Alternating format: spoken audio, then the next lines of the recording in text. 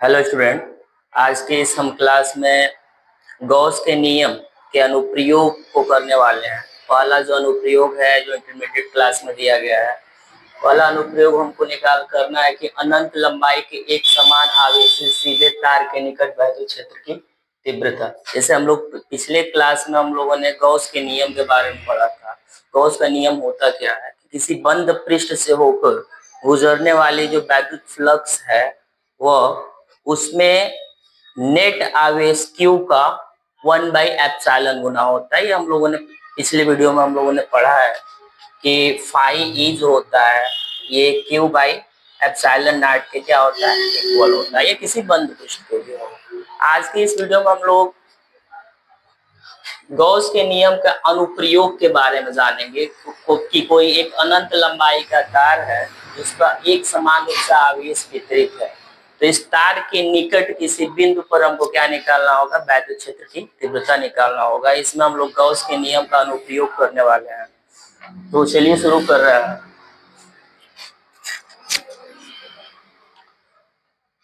हम मान ले रहे हैं कि एक अनंत लंबाई का तार है जिसके निकट एक बिंदु P है जिस पर हमको क्या निकालना है, वैद्युत क्षेत्र की तीव्रता निकालना है। इससे पहले हम लोग रेखीय आवेश घनत्व तो क्या होता है इसको समझेंगे। रेखीय आवेश घनत्व जिसको लैम्डा कहा जाता है।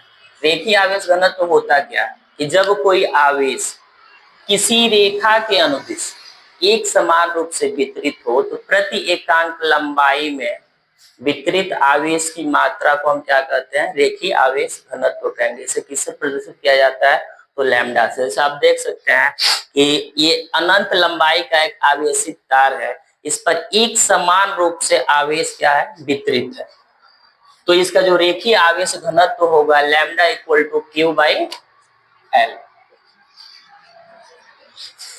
अब हम करेंगे क्या, अब हम मान लेंगे कि इस तार, ये जो आवेशित तार है इसके निकट वैद्युत क्षेत्र की तीव्रता निकालना है। तो इसके लिए हम क्या करेंगे कि मान ले रहे हैं कि तार से R दूरी पर एक बिंदु P है जिस पर हमको क्या निकालना है, वैद्युत क्षेत्र की तीव्रता निकालना है। इसके लिए हम क्या करेंगे कि इस बिंदु P से होते हुए तार के लंबाई के अनुदिश हम एक बेलनाकार गॉसियन पृष्ठ की कल्पना करेंगे। ये क्या चीज है, ये गॉसियन पृष्ठ है। गॉसियन पृष्ठ की कल्पना करेंगे। अब मान लेंगे कि बिंदु P पर इस पृष्ठ का एक छोटा सा हिस्सा है जिसका क्षेत्रफल वेक्टर क्या है, dA है।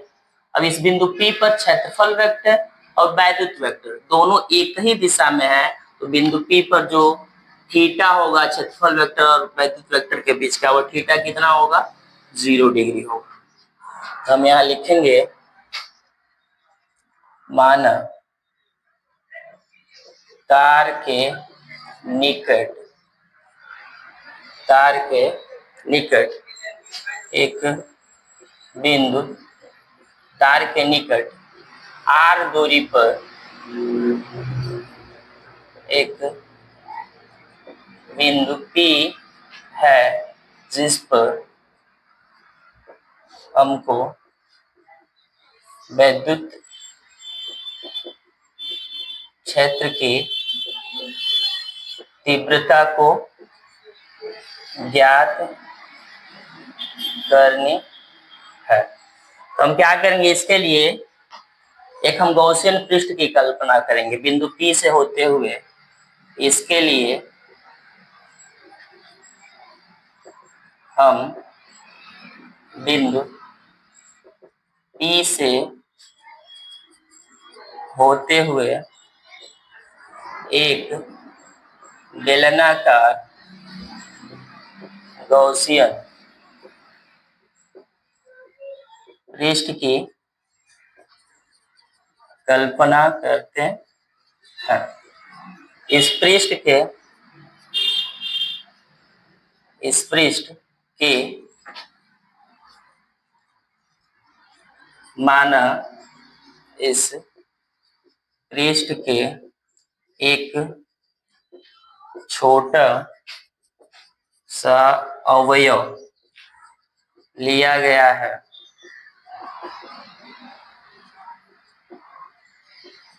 जिसका क्षेत्रफल dA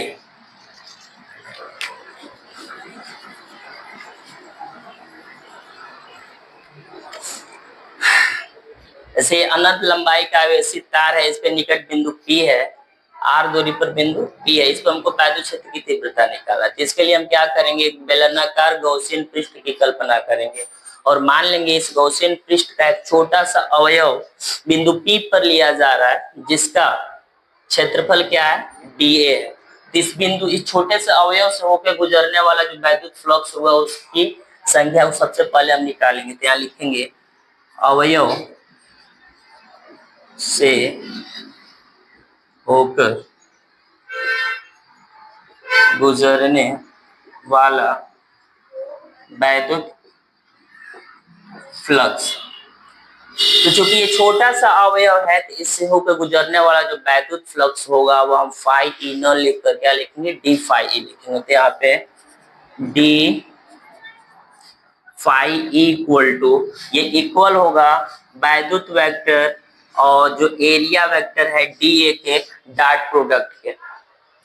तो हम जानते हैं कि ई डी ए, ये जो ई और डी ए का जो डॉट प्रोडक्ट है ये इक्वल होगा E D A cos theta का। अब यहाँ चूंकि पॉइंट पी पर जो एरिया वेक्टर है और वैद्युत वेक्टर है, इसके बीच का एंगल कितना है, 0 डिग्री है। तो यहाँ थीटा इक्वल टू क्या लिखेंगे, 0। तो ई डी ए कास 0, यानी कि डी फाई ई की जो वैल्यू निकल के आया, ई डी ए कास 0 की वैल्यू क्या हो जाएगा, 1 हो जाएगा। अब हम क्या करेंगे कि ये जो हम वैद्युत फ्लक्स निकाले हैं, ये छोटा सा जो अवयव माने हैं बिंदु P पर, इसके लिए निकाले। अब हम पूरे गॉसियन पृष्ठ के लिए निकालेंगे, क्योंकि ये जो गॉसियन पृष्ठ है इस छोटे से अवयव के जैसे अनेकों अवयव से मिलकर बना है। तो पूरे गॉसियन पृष्ठ का जब हम वैद्युत फ्लक्स निकालेंगे तो करेंगे क्या, इंटीग्रेशन कर देंगे। तो यहाँ हम लिखेंगे पूरे गॉसियन पृष्ठ से होकर गुजरने वाला वैद्युत फ्लक्स। यह डी फाई पूरे गॉसियन पृष्ठ के लिए किस में कन्वर्ट हो जाएगा, फाई ए इक्वल टू, इसका क्या कर देंगे हम, इंटीग्रेशन कर देंगे डी ए।